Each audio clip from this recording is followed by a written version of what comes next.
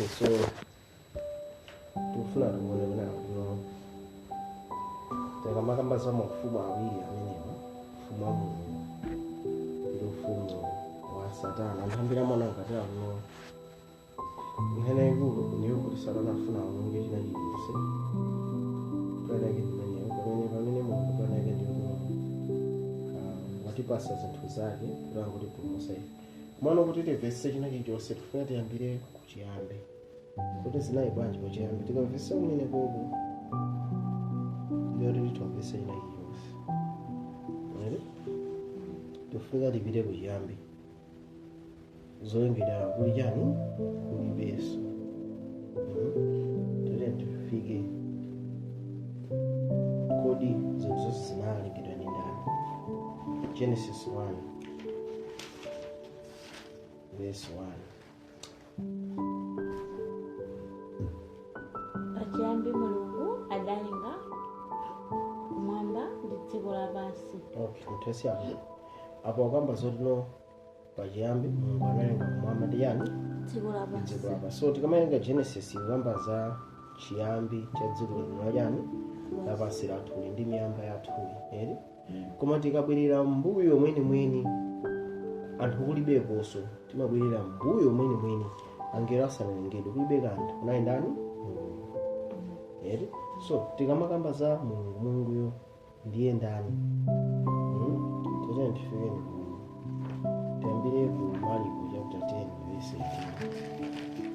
Tiyambire kumayambiro kwenikweni fatino ngati sinimvesa Mulungu ndetino silingamvese china chilichonse chokhuza Bible. Pali Bible nga ndipita pa nkhani yani ya 10 Marko 10 verse yake ya 18.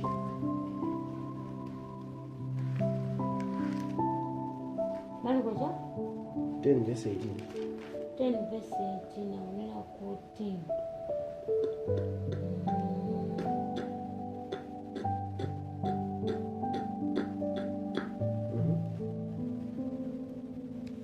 ndipo Yesu anati kwa iye, unditcheni wabwino bwanji?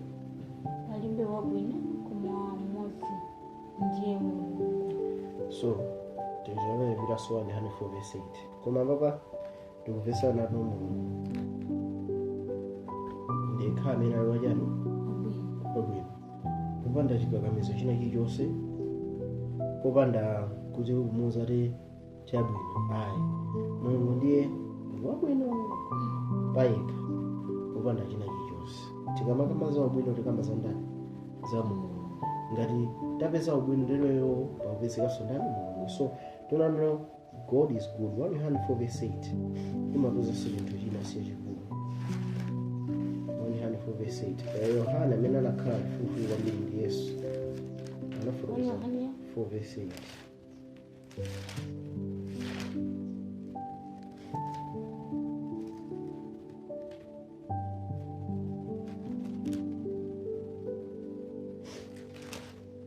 Verse 8 onena kuti iye osakonda sazindikira Mulungu, chifukwa Mulungu ndiye chikondi. Amene sakukonda samudziwa ndani Mulungu ndiye chikondi. So tona nawo tikamaonanso identity ina ya Mulungu ndiyo kuti Mulungu ndiye yani chikondi. Palibe so china choposa amenepo. Right? 115 verse ya 4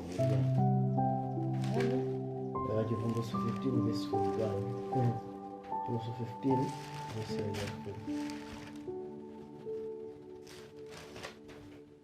Onena kuti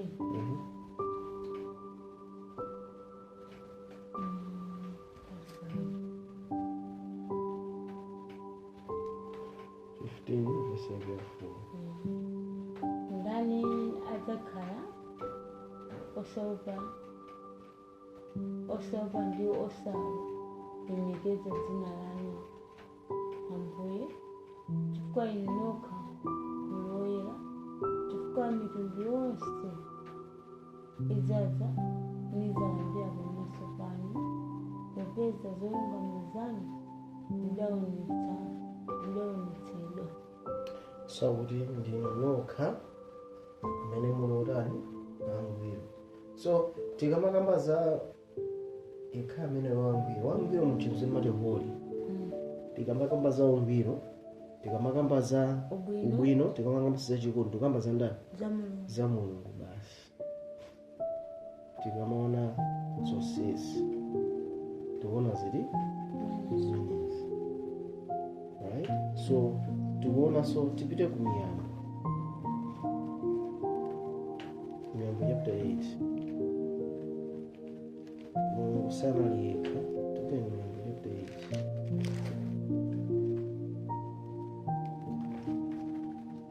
Miyambo chapter 8 imakamba so za wina amene anengani Mulungu. Right?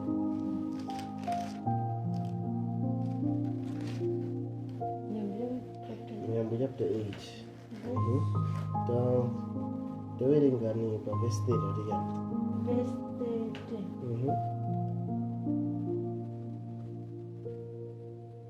Ndinali pambali pace ngati mmisiri, ndinamusekeretsa tsiku ndi tsiku, ndikukondwerera pamaso pake nthawi zonse. Akuti ndinali naye pambali pake ngati ndani?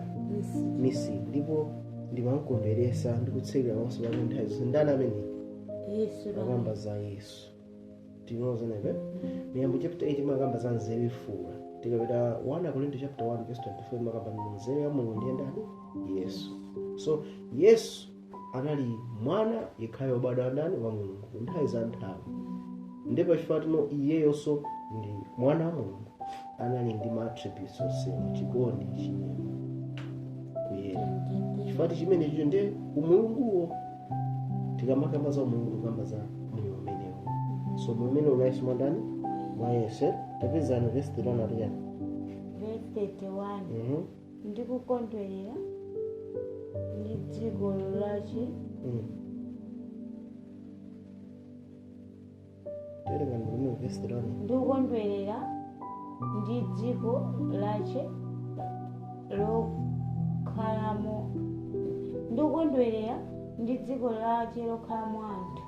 Tikaona pachiyambi ndikusekeretsa ndi ana anthu. So tikaona pachiyambi anandani Mulungu analenga kumwamba ndi yani? Dziko lapansi. Kenako Mulungu anati tipange munthu chifaniziro ndani? Chathu. Mulungu wankha ndi ndani? Ndi mwana wake. Tikaona Bible lonse, Hebrew chapter 1 verse 4 imatoza kuti Yesu ali chinyezimiro cha ndani? Cha Atate. Chinyezimiro tokamba za image. Tipangapo chifaniziro chathu. So tikutaona kuno pachiyambi Mulungu akulenga zonse kuzera mwa ndani mwa mwana wake amene ali Misiri. Amene ngati ndani? Yesu Kristo. Tinozinebe? Now tikutaona kuno tikamakamba za Mulungu, tikamba za yani? Za ubwino, za ungwiro, ndi kuyera, ndi chikondi. Yeti? Right? Ndetino chulengedwa chinense sichingakhale ndi ziti zimenezi.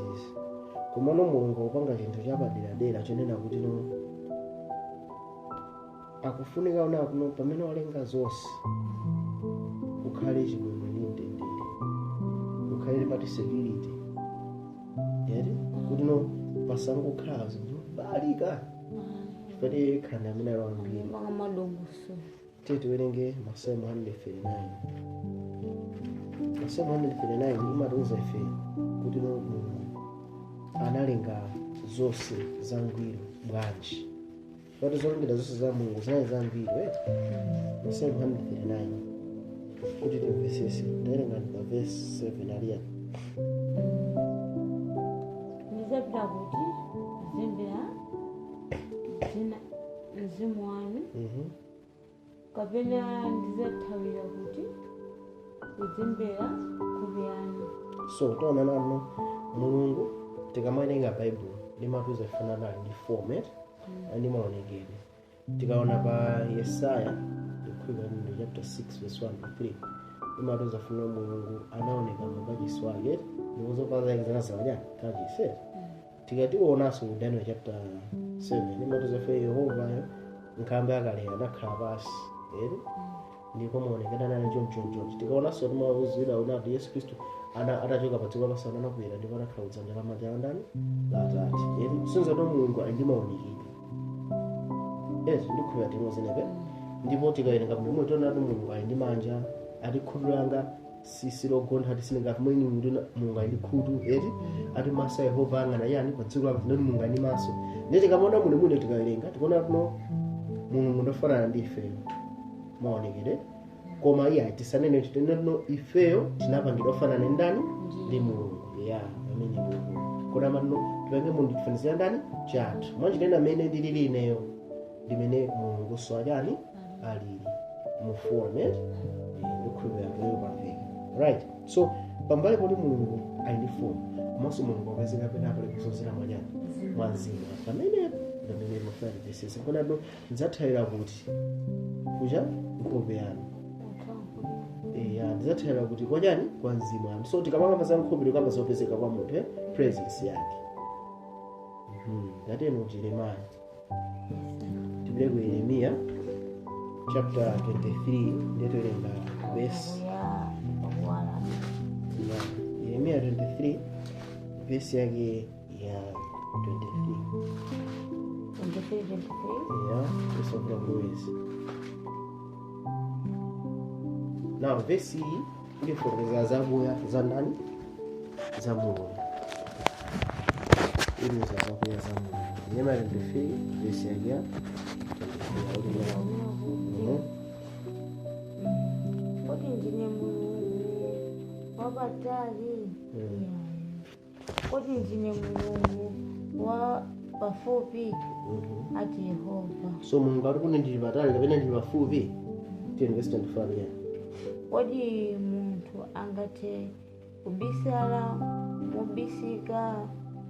mubisika kuti ndisamuone iye kodi ine sindidzala kumwamba ndi dziko lapansi ati Yehova so Mulungu akuti kodi ine sindidzala mwamba ndi chani dziko lapansi kudzala ndi kuti chani kudzaza ndi kuti kudzaza so Mulungu ati ine ndimadzaza kumwamba ndi chani dziko lapansi amazaza bwana mzimu wake ndikhulupirira timazenepe so loona kuno Mulungu akupezeka pena kusozera kwa mzimu wake right now ngati zili choti ndotino mmene Mulungu ankalinga konse unali kwa angelo chifukwa chani ndati angelo osamene analengedwa tionanso yonjo zonse zolengedwa za Mulungu zimazazira ndi zimakandani wa Mulungu ndotino angelo onse mmene ankalengedwa naladi angelo chifukwa chimene chichi ndikhulupirira timozenepe right tiye ndipite ku Yesaya bakha amafunso kungofunsiratu tipite ku Yesaya chapter 14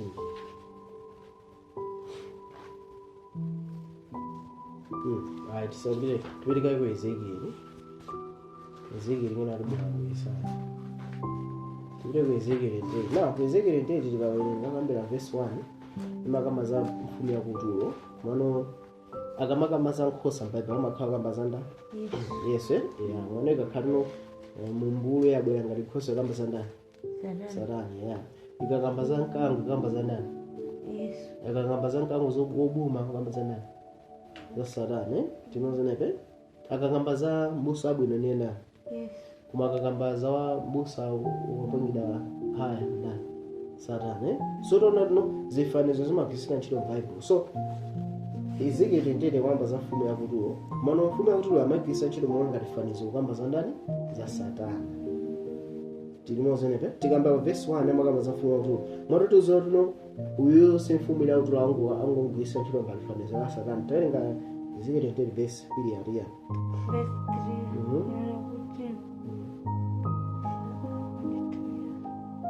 Ezekieli ndende verse 3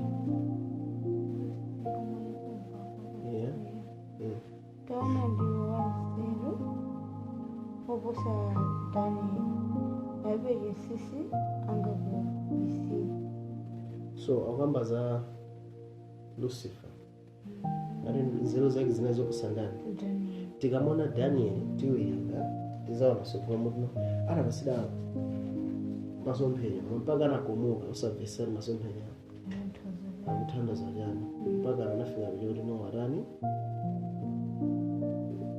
Gabriel anachiribwa kachidozana ngafuruzira muno Lucifer kuti no wanzira kusandani manje na sisi za Mungu amamuza iye nda amatha kukumbusa ndani kwa angera zinzake anali chifufu kwambiri ndi ndani ni mpanda kajana ochifuta uneona zisizo sako vuzisewe yeah ndi wanzira kusadani yeah ayisisanga ku okay now tione za Lucifer ready ko Lucifer nayo udandelenga verse 15 aliya udandelenga verse 14 ngayo yeah verse 14 yeah unali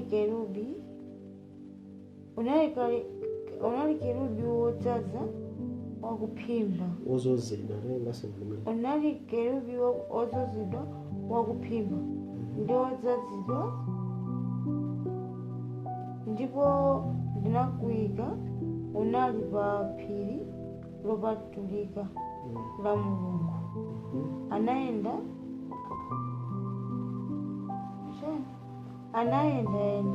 pakati pa miyala ya moto. So tikaona muno bwino za Lucifer yeri atanali ba ozozedwa paja kuzozedwa nozedwa ndi mzimu wa Mulungu wanchina ozozedwa ndi mzimu wa Mulungu wanchina tikamwa za Lucifer anali ndi mzimu wa Mulungu ndipo anali waja wangwiro chimene chimabangisa Lucifer kala ngwiro ndizozedwa ndi mzimu wa Mulungu uyo ndikhuba tinozenebe yeah so akuti anayenda pa miyala ya moto kamba za ulemerero yeti anaiso wa phiri London la Yehova tikamakamba za phiri tikukamba za unyinji ife timakamba zotino akuno tumpemphere blood asanthaura apemphere koma taganiza nato anthu osamene apemphera timazakhala ndi ka meeting ndito silipire pamodzi ndakamba za phiri London la Yehova mwanjirena tikanga study nkhani ya maphiri ya Bible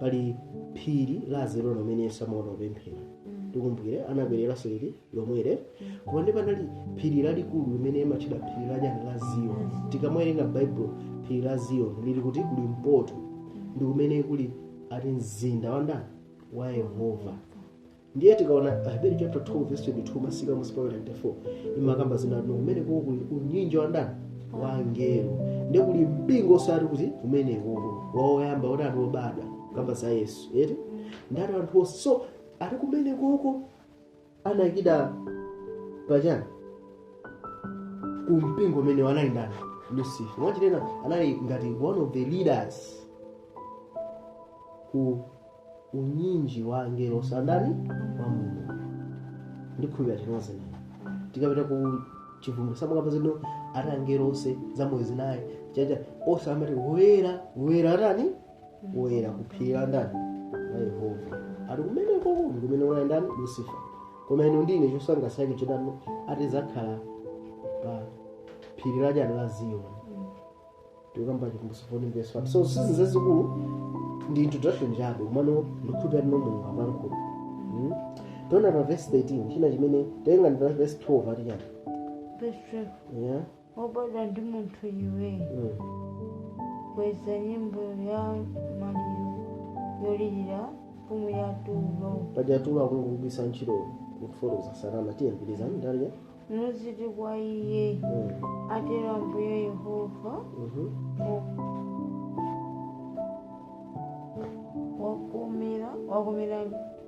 wakumira mweso ndi chizindikirizo odzala ndi nzeru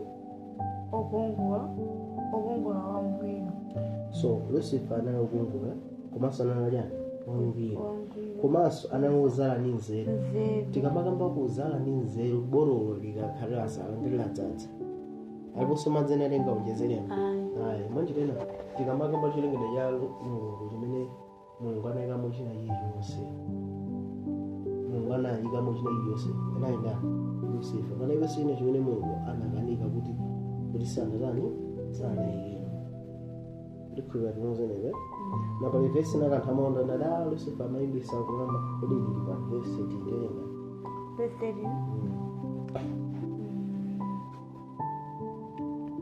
munali Edeni, munda wa Mulungu. Mwala uliwonse wa mtengo wace unali chofunda chako. Sadeyo, topazi, diamondi, berulo, soahumu ndi yasipi, safiro na feki abo pamiyala mine perekeli ndi golide.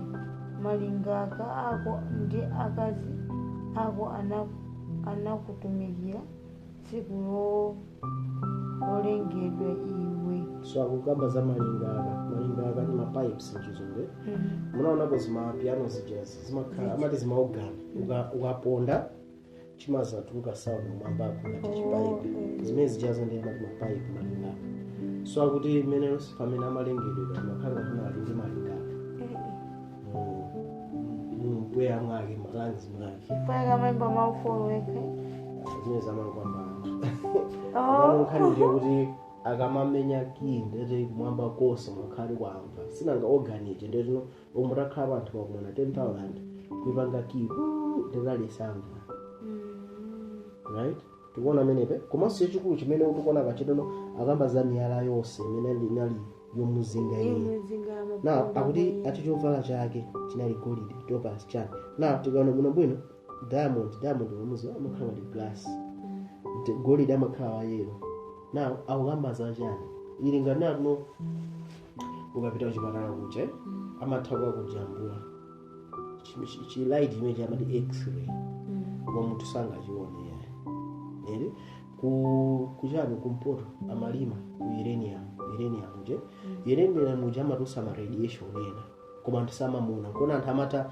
kumalima ari kumajiraso momo osizati akupangida chani radiation tinozenepe also ni ma lights otisingawo now ifeyo timangoona ka spectrum kakang'ono red, orange, yellow, green, blue, indigo, violet basi tathana nawo koma kose kupitira uku ndikubwera sitimaona nawo taganiza kuti muntenge munthu apadziko lapasi oti zinazisana zioneko apite kuti kumwamba ndazikaona chinthu choti chikunyezimira chikuoneka makala zoti sanatani ndikuona namba kutchula zinthu zotino golide diamond ndi golide nzinthu zosiyanira nato sizingakhale pangamuzi yani so anali kuona makala zodabwisa natino Lucifer anali ndi ulemerero wapaderadera ndikuphika chinozineve so analiso kerubi amene akuti kerubi aliani wakuphimba verse 14 manje tena tikaona pa Exodus chapter 24 25 manga Exodus 25 verse masika musika anamuza Mose da aseme akerubi awiri utazimakhala mamapanyani pali base tikaona ku Yesaya chapter 6 verse 1 to 3 timaona sono palidi akerubi urani ophimba ndimanje tena akerubi amene ali ophimba mozi wayo anali ndani Lucifer mozi wayo usoni nani ndi Gabriel tikuzowa bwanji Gabriel amene amabwera kwa Maria Mulungu anonza ine ndinengera amene ndimemba pamaso pa ndani pa Mulungu so mozi mangera amene ndi ndani Gabriel ndikuya tinoza nebe so Lucifer anali ngati wamkulu wangero sanali ngero akuphimba so tikuna tino Lucifer anali nzeru kwambiri komanso chachikulu chimene abweza chodanali wajani wangwiro tete uneni kwa verse 15 aliyena verse 15 yeah anena kuti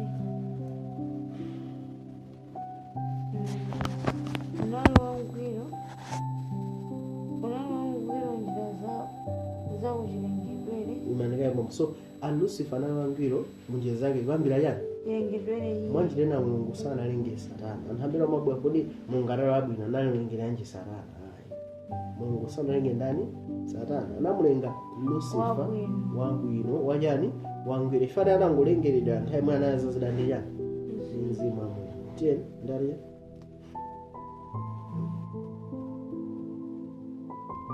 mpaka chinapezeka mwa iwe chosalungama so mwa Lucifer munapezeka chinthu chosalani chosalungama chimene ndiye chiti perenga mavesi 18 aliya verse 18 mwa mphamvu zako zochuluka ndi malonda ako osalungama waipsa malo ako opatulika. Manika ipambo. So tikapakamba za malo opatulika, dzina lina la malo opatulika ndi chani?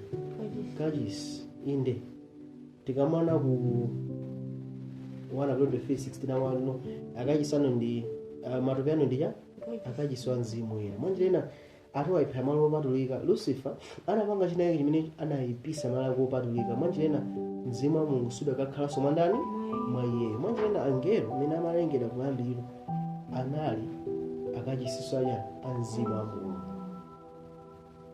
Ndikhulupirira tinozanebe. So lifane anayipisa malo opatulika anasiya kukhala wangwiro. Mwanjirena china chake chinampangisa Lucifer kuti achoke pamaso pa ndani pa Mulungu. Pamene tifuna ndivesese tifana tuno tikamaona ufumu wa Mulungu. Ufumu wa Mulungu kuyendesera motani. Pali wabwino yekha ndiye ndani Mulungu. Wabwino yekha wangwiro ndiye ndani Mulungu. Pachifukwa chimene ichi Mulungu akulenga zolengedwa zake ndikuzazaso ndi mzimu wa ndani wa Mulungu. Right? Na azonga zolengedwa zonsezi zikusadabe Mulungu zipitirabe kukhala chani angwiro. Tinemazanebe. Now nafuna nena kuti pa nthawi imene mafuna kuonjeza kunena kuti pali chinthu chimodzi chokha chimene tingaziwe kuti pakhale chimwemwe. Taona tinosekirira kuti pasakhale zoyipa inayo tinalisa zede mzimu wa Mulungu. Koma kuti aliyesa akhaleso ndi chimwemwe pafunika pakhalenso kusankha. Ndikhulupirira tinozanebe. Libya kunali Gaddafi samalola kuti pakhalenso ulamuliro wina. Ngakhale akuti anthu akamaliza kuleji ntchito sanayipeza amapasa ndalama zolamulirani. Mwana ukakhala wamaliza kuleji ntchito sukuyipeza ndalama zimakhalamo. Fero amakhalamo. Apanga zinthu zambiri Gaddafi koma anthu samamufuna ifa yani amakakamiza yani ulamuliro wake. Mwandipesa nebe. So ngakhale Gaddafi amanga zambiri zabwino kumabe anthu amaona kuti akulu awasi abwino kuti kakamiza ifa yani ndera tichinjirize ife kwa chinthu chayani chabwino atichinjiriza kuti tipeze china chabwino tichinjirize anthu takhala tunonga limene kulili umali no takhala tuna aliyese apeze ntchito boma aliyese so tuno kukhale makampani mega farms machane aliyese akhale pa ntchito amene sangagwire ntchito aziliwirira kuti azikwanisa kubese zoswa za moyo wake mina minimum salary nake kumana apange zinazo palibe Malawi amene angakatuluke dziko la Malawi. Muganize chija chigenja anthu akalosangalala. Anthu sakhala osangalala ngakhale china chilichonse akutani akuchipeza. Wanjira ina utakhala ndo abwino bwanji ngati mene anali Mulungu kuti pakhale chimwemwe mtendere. Mulungu amafunika apasa anthu angelo mwayo utatha kutani kusankha azimusankha ndani iyeyo ngakhale analenga. So tikaona muno bwino Lucifer pamene pabwera mavuto anoyani timafuna nena kuti foundation ya ufumu wa Mulungu ndi chani. Kuti Mulungu amayendesa ufumu wake motani. Mmene amayendesa ufumu wake aliyesa mazizana ndi mzimu wake ndani wa Mulungu. Mwanjirena ngati uloza zidani mzimu wa Mulungu nditi uzichita chifuniro cha ndani cha Mulungu osalifuata akuuza koma chifuata no moyo wa Mulungu ngati mwandani mwa iweyo. Ndikhulupirira tikuona kusiyana kwake. So chuchitika njani tatemba verse 15 verse 16 china nchitika Lucifer ndi yani mwakuchuluka malonda ako anakudzaza mkamwa mwako ndi chiwawa ndipo unachimwa. Chifukwa chache ndinakukankha kukuchosa pa phiri la Mulungu ndipo ndizakuwononga kerubi wa kuphimba iwe kukuchosa pakati pa miyala ya moto. So Mulungu ataona zimene Lucifer akupanga atapanga malonda amene andi ati ari malonda amene anamzaza Lucifer mkama mwake ndi chani ari malonda amene anamzaza mkama mwa Lucifer ndiya chiwawa ndipo anatani anachimwa. Kodi mkama mmatuluka chani zoyankhula eti so Lucifer amachita malonda kamene amagulisa bodza, amagulisa nkhani yoti ndi ayani ndi abodza. Ndipo ife imene Mulungu anajosa kuti mwambalo ndikuwa lero zonere. Kodi bodza imene amagulisa ndi iti verse 17 aliya verse 17 unazibuza tima chifukwa cha kukongola kwako waipsa nzeru zako chifukwa cha kuwala kwako ndakugwetsa pansi. Okay, mutasi hapo. Maso pa mfumu. So tukuona hapa na tuna Lucifer ara anaipya nzeru zake. Mubona menebe? So gwero la ulamuliro wa Lucifer ndiye chani nzeru, kukhala ndi nzeru chimenecho. So tukuona maufumu angati awiri akuba, ufumu achiwiri kubadwa. Ufumu wamba ndokuti ya aliyesakhala zazananizi mwandani wa Mulungu utakhala wangwiro. Koma mufumu weneyo paliso mwaere mutatha utani atha kusankha pamene kutani alisala ndi mwa ameneyo. So Lucifer pachiyambi kuchitika njani akuyamba kusankha kuti amwe ineyo ndimene ndikuonera ineyo nthazizira muyadeka nthakhala wangwiro popanda dani popanda Mulungu. Na anthu ambiri amakhulupirira ndi Lucifer mwe kana chima ndikananora sindachima kodi nditengi gulu la ambiri tilosikatayiki nkhani sina limeneya, nkhani sina limeneya. Nkhani ndi Lucifer anapya nzeru zake.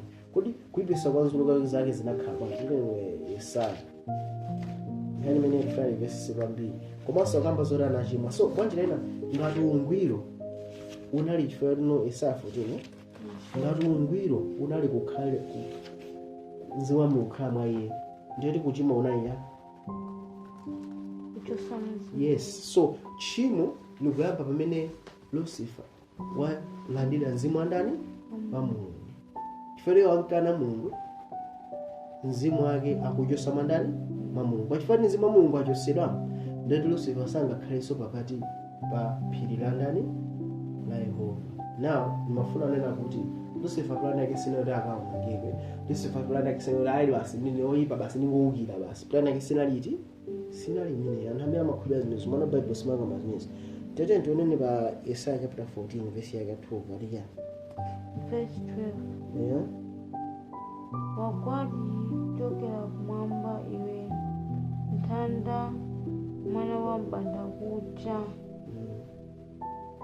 wagwa ogwetsedwa basi iwe olefula amitundu. So Lucifer anasanduka olefula amitundu. Amafokesa bwanji anthu ananagwesedwa Yesu kuti mwamba chuchitika njani kuti Lucifer agwe tatiye verse 13 ndipo iwe unati mtima mwako ndizakweza kumwamba ndizakweza mpando wanga wachifumu pamwamba pa nyenyezi za Mulungu ndidzakhala wamwamba paphiri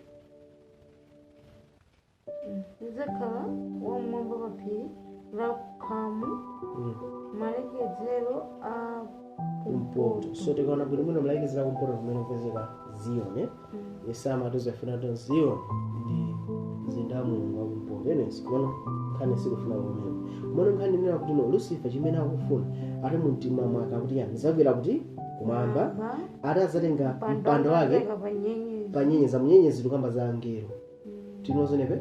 So Lucifer chimene amamuona Mulungu amamuona okay Mulungu yakulamulira chani angelo onse. Ineso ndoti kuti no ndifanane ndiye ndizamulaso chani angelo onse. Mwajirena iyeyo amafuna alamulire angelo koma mosiyana ndi Mulungu. Chifukwa no Mulungu aja kuti alamulire angelo asogoleni amazazida onse ndi mzimu wakandani wa Mulungu. Now Lucifer sanga azazida iye amagwirisa ntchito nawo nzeru nosopana pajanana atina amagulisa chani malonde atino chiwawa chinamuzaza iye eti ndi maboza mkamwa mwake. Paja Yesu anakamba kuti chani mmene mwazazidwa mumtima mwa munthu kamalita liyankhula. So tione zimene zinazaza mumtima wa Lucifer ndi chani. Taona pamene popatino ndizakwera kumwamba, ndizakwera mpanda wanga wachifumu mama nyenyezana za Mulungu. So zimene zili mumtima mwake. Ndani ambazigwisa zili zimenezi. Mwanjira na Lucifer zimene amene achidwa akuluakulu kuti tikhale ndi ufumu wabwino kwambiri kuposa Mulungu. Yeti titakhala angwiro popanda ndani? Popanda Mulungu, popanda mzimu wake. Now ngati mzimu wake palibe Mulungu, chimene tingagwiritse ntchito instead of mzimu wa Mulungu ndiye chani? Ndiye nzeru nosopano. Tingozowa zabwino, tingozowa zotani zoyipa. Ife tizingosankha zayani zabwinozo. Ndikuipa tinozenepe plan yake na imene plan yake umapona akapazora afuna aononge basa akatayika apamangati. No, actually plan ya munthu anzeru simakhala imeneyo ya. Tinene kuti ine ndi mboma ndiye ndikufuna ndukire. Ndede plan yanga basi nungononga chipani chichangati. Hayi, plan yake makhala kuti mu chipani chicha ine ndikakhale namba yani? Number 1. Chifukwa yani ndimazati chipani chichi chiwina. Ndikuti ndichisokoneze sichikawina. Plan yanga ndikuti munthu anzeru amaganiza yonje. So Lucifer ndi wanzeru kose ine zomanari ya basa anangona ndinotayika basi ndikaononge ayi. Plan yake simene. Plan yake ndiyo nena tuno akhazikisa ufumu wina wopikisana ndi ufumu ndani wa Mulungu. Ufumu mene ukampangisa iye akakwereso kumwamba akakhale pasogolo angelo sakati tumikira mufumu uti umene verse 10 verse 14 ari yani.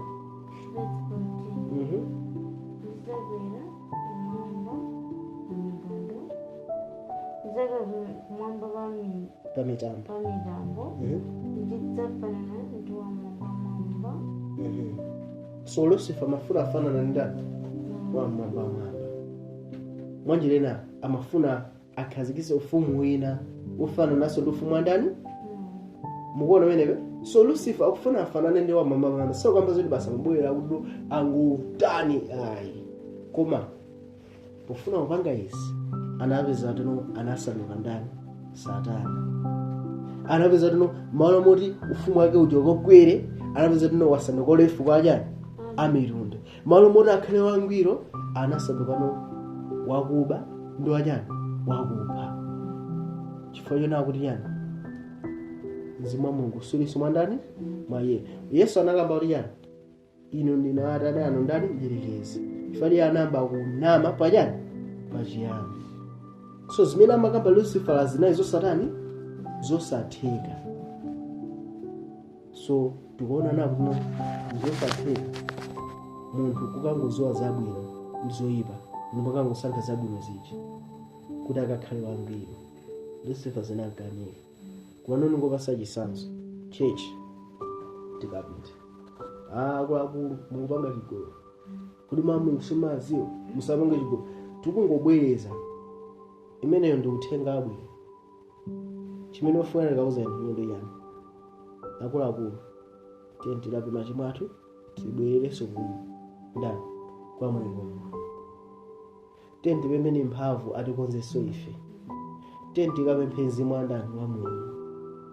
Fatano mavuto ambiri amene tikuchitika chifano tikuwauza anthu ndino akuluakulu ichi ndichi ayi ichi ndichi basi wiki inayi yonse mukangwaza anthu 1 2 3 muzipanga 4 5 6 uzatala usapanga. Now zimene zinde ndino zikudalira pa mphamvu ya ndani ya Mulungu yathu kani pepani tikudalira ndani mphamvu yathu.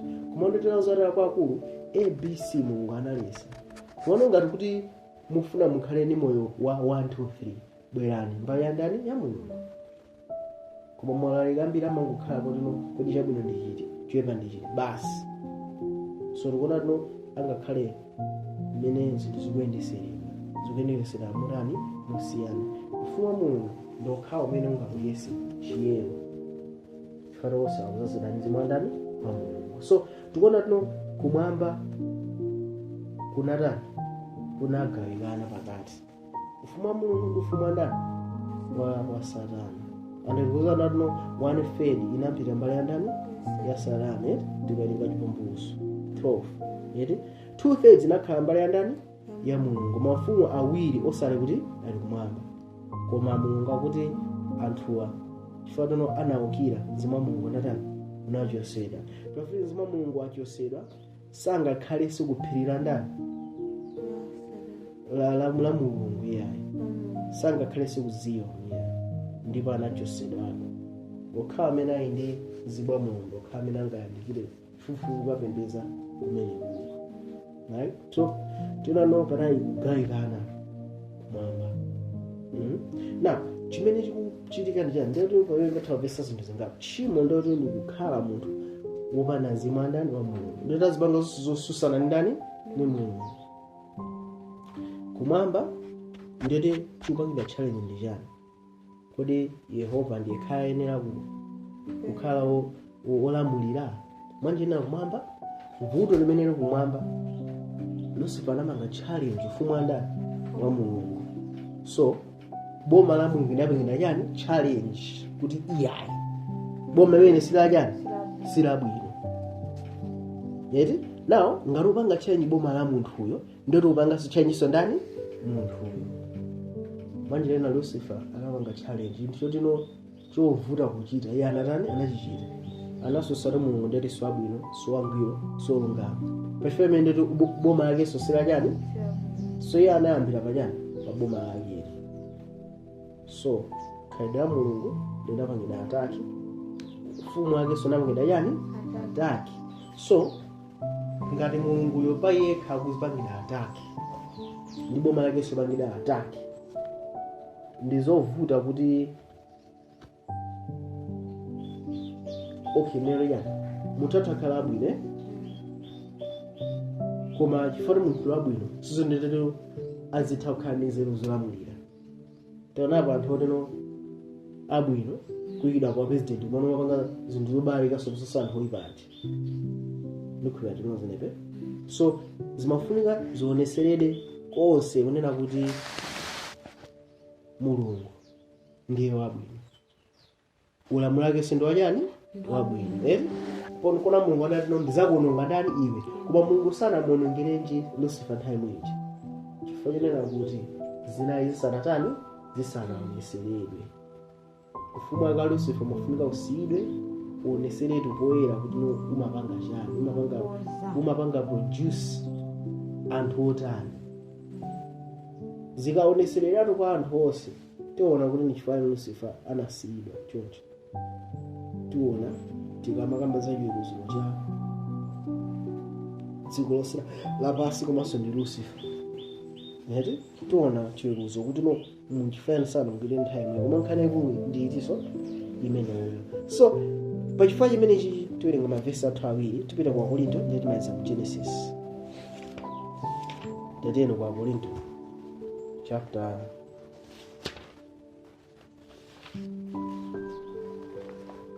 1 Korinto chapter 11.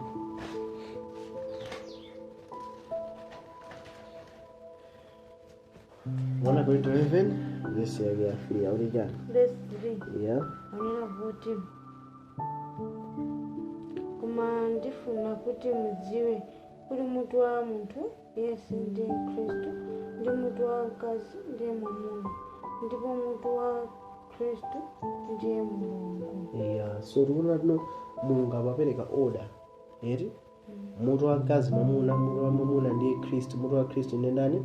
Ndiye Mulungu. Eti tikuona order imene, right? Tete vizen. Mwamuna Yesu. Peter number verse 9 ariya. Verse 9. Pakuti isu mwamuna sanalengedwe chifukwa cha mkazi, koma mkazi chifukwa cha mwamuna. Chifukwa cha ichi mkazi ayenera kukhala nawo ulamuliro pamutu pace chifukwa cha angelo. So akuti polenga Mulungu ati mwamuna sanalengedwe chifukwa cha mkazi, mkazi analengedwa chifukwa cha ndani cha mwamuna. Pachifukwa chimene chichi mkazi afunika akhale ndi ulamuliro pamutu wake chifukwa cha ndani cha angelo. Mwanjina ndikaona muno bwino Adamu ndimene anabwera poyambira kenako ndani Have amene ali mkazi. So ndikaona muno bwino Adamu ndi Have ndi chifanizo cha ndani cha Mulungu. Tikaona bwino Adamu ndiye mutu wa ndani wa Hava. Hava akumira yani mpingo. Tikapita Efeso chapter 5 verse 22 mpaka mapita. Mkazi akumira yani mpingo, mamuna akumira ndani Kristo. So tikaona uno mwino mpingo ufunuwa mvere ndani Kristo uyo. Chimwe mkazi afunika mvere ndani mamuna ake. Mamuna afunika nkonde yani kazi wake. Chimwe ngati Kristo anakonda yani mpingo. So tikaona uno mwino mpingo sungabira pa dziko lapasi kumambira kuti kumwamba phiri la ndani la Yehova, mpingo wakuti wakumwamba. So ati zimene zawapanga chifukwa ndani cha angelo kuti zionesereretu kuti no ulamuliro wa Mulungu umafunika uziyenda bwanji mwambako. So Lucifer ataukira ndi angelo ake atakesera kuphiri la Zioni, yeti Mulungu apanga ya akulenga anthu chifanizira ndani chake, chifukwa ndani cha angelo. Akufuna aoneseretu konse kuti akulu mafumu awiriwa gwero lake ndiye, yeti ndakwalenga anthu chifanizo chake, ndakwazazaso ndi chani ndi mzimu wake, kuti anthu amene wawa akaonesera ufumu wa ndani wa Mulungu. Ndikhulupirira tinozenepe pali funso, palibe funso zomveke. Yeah, now tikapita mu Genesis, tinatetemaza ku Genesis, tikapita ku Genesis pamene tibambano ku verse 5 kuti zikuchitika motani. Genesis chapter 2, Mulungu walenga munthu, verse 7, kena kono verse 8 ayenga verse 8 yeah ndi 9. Ndipo Yehova Mulungu anadzala munda wa ku Edeni chakummawa momwemo, ndipo adayika munthu adamuumbayo. Ndipo Yehova Mulungu anameretsa m'nthaka mitengo yonse yokoma m'maso ndi yabwino kudya, ndipo mtengo wa moyo pakati pa mundapo, ndipo mtengo wakudziwitsa zabwino ndi zoyipa. So ali Mulungu anazala mitengo ingati iwiri, kuyimira mafumu so angati awiri. Fale pa nthawi lusifanana kani atagwa kale, koma paja tisaiwale onano kuti pakhale security. Mulungu amazaza ndi mzimu wake. So Adamu ndi Hava nayo zozena ndi chani ndi mzimu wa Mulungu. 1 2 amafunika sapaside somwayi wotani wosankha. Okay, nimafuna nane nyonje mtengo wa wozisa zibwino nzoyipa nale uoneka bwanji udakhala so ulonthochi ulonzimbe zinabe ntchito zimenezo, koma nkhani nayo tino ukimira ulamuliro wa ndani wa mtengo wa Satana. Satana majana ipha yani nzeru zake. Ufumu wa Satana ndo tino ungozi wa zabwino, ungozi wa sozolani zoyipa, popanda Mulungu uzisankha zachani zabwino. That is imene sizosatheka zimenezozo. Ngeti tikapita kufumu wa Mulungu unali umozi basi, mtengo wachani wa moyo. Mwanjirena ukankhala ndi moyo wa Mulungu basi ndoti ukwanisa kukhala wabwino, wangwiro, wolungama, zonse uli nazo zimene Mulungu amafuna kuti munthu atani achite. Sizotu zizichita ifana Mulungu anena, ayi kuzichita ifana ndi moyo wa ndani wa Mulunguyo. So maufumu awiri anali muchani mu Edeni.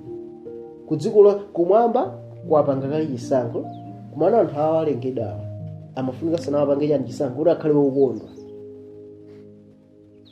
So mafumu angati awiri mu Edeni, ufumu wa Mulungu ndi ufumu wa ndani wa Lucifer. Mafumu angati awiri Mulungu anozera usadye chani mtengo zosavute, uzidya mtengo oti mwanjirena ngamanya mtengo wa moyo zikuyimira tano akufunabe kukhala yanjanisana ndani ndi Mulungu.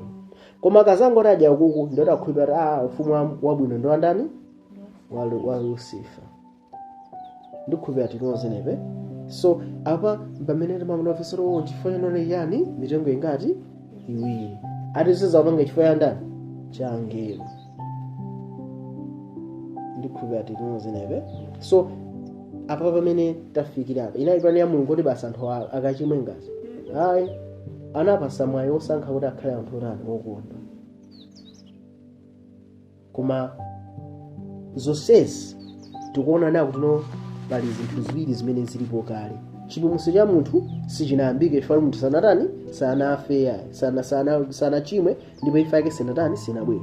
Koma sofa kulengedwa kwa anthu kufuna kuthandizira zinthu ziwiri: kuonesera ubwino wa ndani wa Mulungu 1, komanso kuoneseranso chani ulamuliro wa ndani wa Mulungu 2.